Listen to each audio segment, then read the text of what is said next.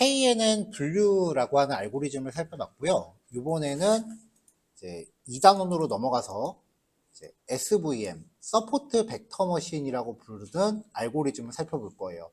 지금 여기 지도학습 알고리즘을 살펴보면서 분류 관련된 기능들만 쭉 한번 보고요. 이 알고리즘들 중에 분류도 지원하고 회귀도 지원하는 애들이 있어요. 그래서 회귀를 지원하는 애들은 다시 한번 사이클을 처음부터 가면서 회귀 관련된 코드만 또 추가적으로 볼 거예요. 분류 봤다, 회귀 봤다, 분류 봤다, 회귀 봤다 그러는 것보다는 그냥 한 종류 다 보고 다시 한 바퀴 도는 게 깔끔할 것 같아요. 자, 늘 그랬듯이 일단은 기본 코드부터 뭐라도 좀 만들어 놓고 살을 붙여 봅시다. 리드미 파일을 따로 준비하긴 했는데 뭐 이거 지금 얘기하면은 오전 시간 다 끝날 것 같으니까 가볍게 우리 맨날 했었던 그 강아지 데이터로 한번 만들어 봅시다. 강아지 데이터가 분류 결과가 너무 잘 나와서 사실 더 안 쓰고 싶긴 한데 그래도 처음 코드 패턴 보기에는 제일 적당한 것 같기도 해요. 자, 서포트 벡터 머신, 줄여서 SVM이라고 부르는데요. 사이클런에서는 SVM이라고 안 불러요. 서포트 벡터 머신 클래시피케이션을 줄여서 SVC라고 명명해요. 왜냐면은 서포트 벡터 머신 같은 경우는 분류하고 회귀를 모두 지원하기 때문에 서포트 벡터 머신 레그레이셔라고 하면은 SVR로 명명을 하고요. 그래서 이름에 따라서 얘가 회귀 분석용인지 아니면은 분류 분석용인지를 판단할 수 있어요. 사이클런에서 지원하는 서포트 벡터 머신 알고리즘은 일단 선형 분류를 지원하는 리니어 SVC랑 선형과 비선형 분류를 모두 지원하는 SVC 클래스 두 개가 있어요. 이거 말고 한 가지가 더 있긴 한데 뭐 SVC랑 큰 차이가 없어서 크게 요거 두 가지로 나누고요. 데이터가 있을 때 이렇게 있고 그 다음에 또 데이터들이 이렇게 있을 때 얘네를 선형으로만 나누느냐 그럼 이렇게 제대로 안 나눠지는 게 있죠. 아니면은 비선형을 지원을 하느냐 얘 차이예요. 근데 이 비선형으로 나누는 게 알고리즘이 굉장히 어려워요. 왜냐면 이걸 3D 평면으로 바꾸거든. 대체적으로 서포트 벡터 머신이 굉장히 어려운 알고리즘이에요. 해석이 굉장히 어렵다라고 알려져 있고요. 일단은 그런 거 무시하고 코드부터 봅시다. 자, 패키지 가져왔고요. 그 다음에 데이터 불러올게요.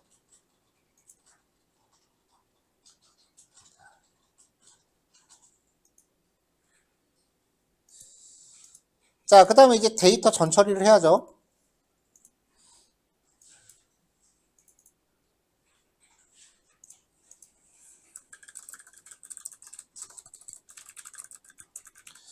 자, 이 데이터셋에 대해서 우리가 했었던 데이터 전처리는요. 종속 변수 라벨링이 있었고 그 다음에 평변환 그리고 두 번째는 훈련 검증 데이터 분리가 있었어요. 뭐 여러 번 했었던 코드니까 그냥 바로바로 한 번에 갑시다. 자, df는 my 라벨링 오리진을 놓고 도그라는 필드를 라벨링 해라. 그러면 이 안에서 흉변형까지 같이 해주죠.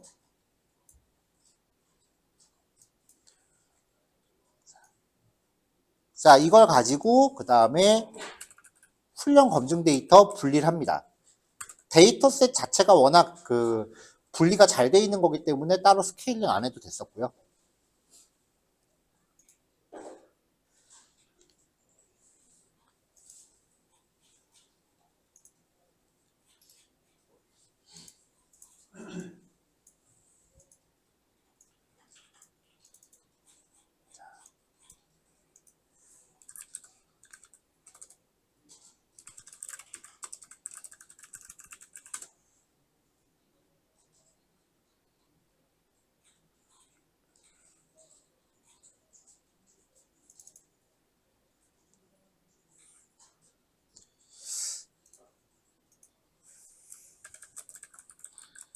자, 이제 선형 분류, 리니어 SVC부터 살펴볼게요.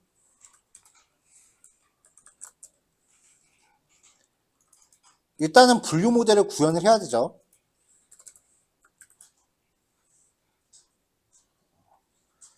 이제부터 하이퍼 파라미터가 굉장히 많아져요. 일단은 주요 하이퍼 파라미터들에 대해서 그 이름과 기본 특징, 그리고 기본값, 그 다음에 몇 가지 추천값들, 그리드 서치 CV에 적용할 수 있는 추천값들을 제시를 하긴 할 건데, 일단 여기서는 표만 제시하고 그 오후에 리드미 같이 읽어본 다음에 다시 검토할게요. 이제 많아요.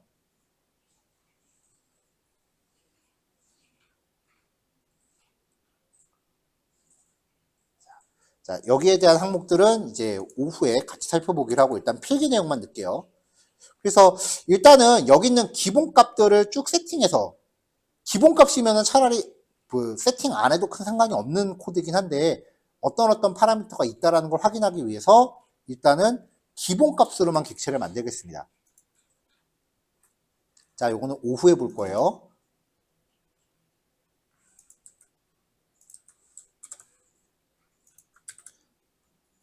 자, 리니어 SVC라고 만들면서 이제 페널티, 이게 이제 정규화 유형이라고 표현을 하고요. 그 다음에 그 C는 정규화 강도. 리니어 SVC에서 제일 중요한 게 이 C 값이에요. 그 다음에 로스, 손실함수라고 부르고요. 맥스 이터는 최대 반복 횟수예요. 얘가 그 분석 방법이 좀 굉장히 단순무식해요. 어떻게 보면은. 데이터들을 하나하나 다 까보는 식으로 분석을 하기 때문에 얘는 N 잡스를 그 알고리즘 원리상 걸지를 못해요. 그래서 다른 알고리즘들보다 성능이 좀 많이 딸려요. N 잡스 파라미터가 없습니다. 원리상 넣지를 못해요. 뭐 나머지는 이따 살펴보도록 합시다. 일단 이렇게 해서 이제 훈련시키고 점수 확인해 보면은 이렇게 튀어나오죠.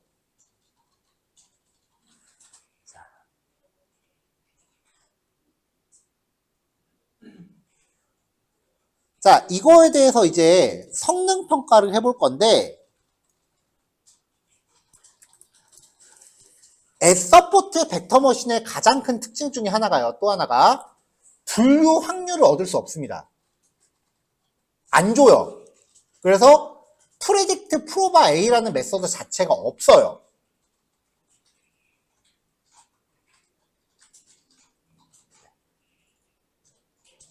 그러면은 우리가 ROC 커브도 확인할 수 없고요. AUC 값도 얻을 수 없습니다. 직접 계산하려면 굉장히 많은 비용이 들어가요.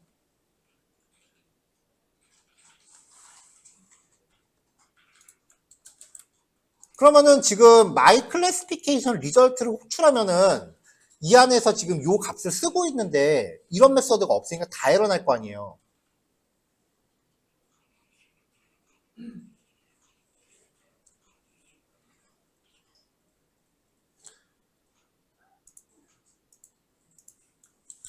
자, 근데 파이썬 기본 함수 중에 클래스 f가 있다고 칩시다. 그러면은 def 뭐 hello 셀프라는 메소드가 있고 패스 def world 패스 그 다음에 변수도 있겠죠? 뭐 a는 100 뭐 이런 식으로 변수도 있겠죠. 자, 이렇게 있을 때 f는 fu 이렇게 객체를 만들 거 아니에요? if has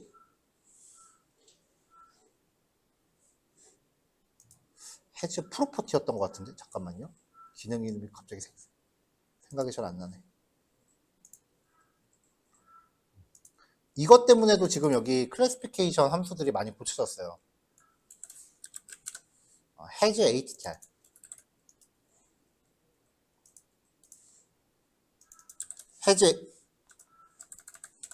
has ATTR에 F를 걸고 B. 일단 A. 자, 이렇게 하면 true. B라고 하면은 false.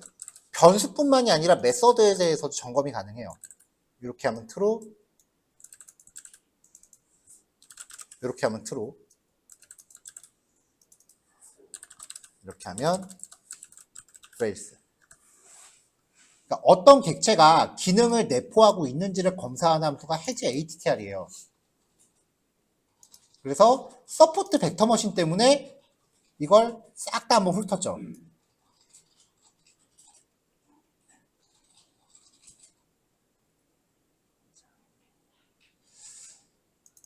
자, 프로브 A 사용하는 부분에 있어서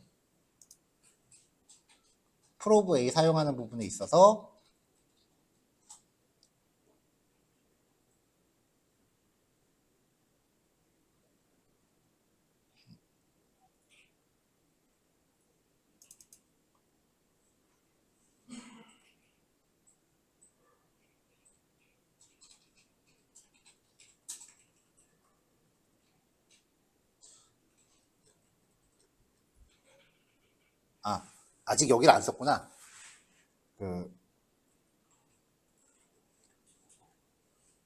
성능 평가하는 데만 일단 넣었어요. 코드가 기니까 나도 이제 좀 왔다 갔다 하네. 자, 마이 클래시피케이션 리절트에서요. 여기 쭉 보시면은 성능 평가할 때 추정치 얻고 이제 추정 확률 얻을 때 has ATTR 에스티메이터가 프리트 프로바 A를 갖고 있을 때만 얘를 꾸려라. 그럼 이 값이 없어지면 이 값을 활용하는 다른 데도 동작이 안 할 거 아니에요. 그래서 여기서 리절트에서 AUC 값 넣는 거를 빼고 분류 객체에 프로바 A가 있을 때만 리절트에 AUC를 삽입하는 식으로 코드를 분리했어요. 여기 밑에서도 AUC 값 관련해서 이제 프로바 A 메서드를 갖고 있을 때만 처리하도록 if로 감싸고요. 추정치도 동일하게 동작시켜야겠죠? 여기도 AUC 값. 마찬가지로 여기도 프로바 A를 갖고 있을 때만 이제 AUC 처리하도록. 설명 추가할 때도 어쩔 수 없이 이렇게 코드 분리하고요. 리절트 쪽도 코드 분리.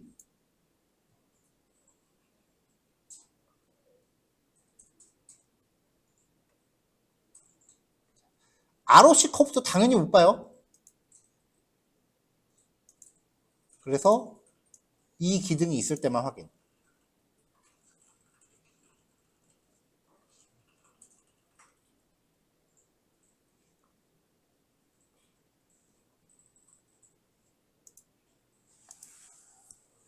자, 이렇게 이제 기능을 만들어 놓고 결과 확인을 한 거죠. 뭐 얘는 뭐 원체 잘 나오니까.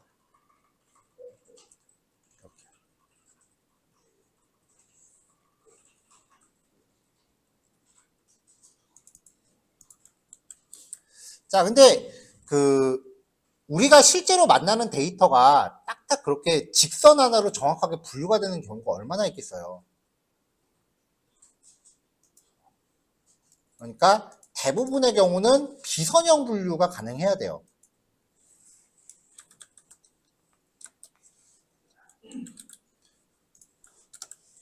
자, 그래서 이제 비선형 분류에 대한 분류 모델 부분이고요. 사용해야 되는 하이퍼 파라미터들입니다.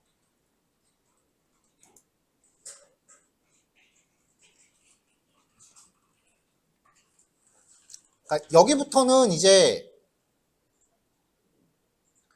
알고리즘 자체도 속도가 느린 편인데 설정해야 되는 하이퍼 파라미터 개수도 많으니까 이제 그리드 서치 CV 걸면은 더 오래 걸리겠죠.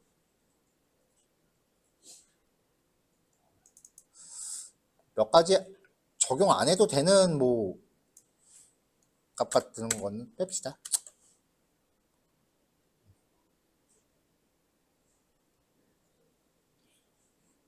뭐 정밀도까지는 없어도 될 것 같으니까.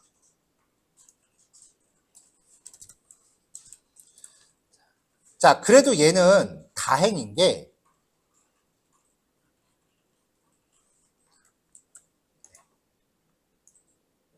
프로바빌리티라고 하는 속성을 통해서 그 멤버십 확률, 그러니까 아까 우리가 프로바 A 함수를 제공을 안 한다 그랬잖아요. 정 쓰고 싶으면 이 파라미터를 true로 전달하면은 프로바 A를 쓸 수 있게 해줘요. 근데 이게 되게 비용이 많이 들어간 연산이에요. 5겹 교차 검증을 사용한대요. 그래서 요 값을 지금 이 예제 데이터는 별로 티가 안 나긴 하는데 실제로 이 값을 쓰겠다라고 하면은 성능이 좀 더 많이 떨어져요.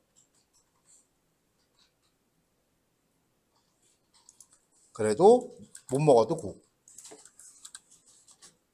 자, 그럼 프로바빌리티를 true로 하고요. 처리를 해봅니다.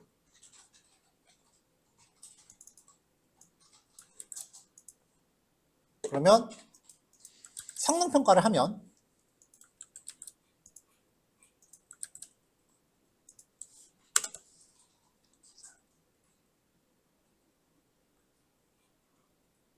되게 잘 나오네. 네, 성능 평가를 하면은 이제 AUC 값 확인 가능하고요. 그리고 ROC 커브도 확인할 수 있고요.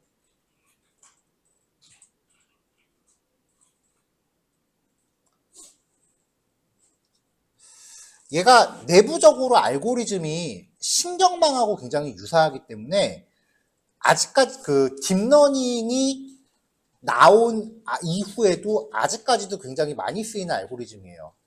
왜냐면은 지가 아무리 느려봐야 딥러닝보단 빠르거든. 그래서 그 때때로 딥러닝을 대체해서 쓰기도 해요. 굳이 딥러닝까지 갈 필요가 없는 기능이다 라고 하면은 얘를 사용해서 분류하기도 해요. 아직까지도 굉장히 많이 쓰이는 알고리즘 중에 하나고요.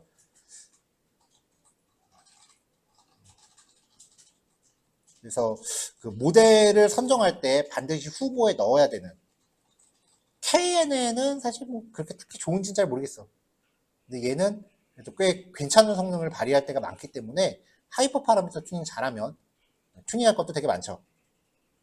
그러면 굉장히 괜찮은 성능을 기대할 수 있습니다. 자, 일단 요거까지 완성하시면 되고요. 오후에 그러면 이제 이거 일괄 실행할 수 있는 모듈 기능도 또 확인해 봐야겠죠? 그래서 모듈화까지 얘기한 다음에 요 뒤에다가 모듈 기능 확인하는 거 테스트 코드 좀 더 덧붙이고 리드미 보고 나머지 예제들 툭툭 재현해보고 정리하는 걸로 할게요.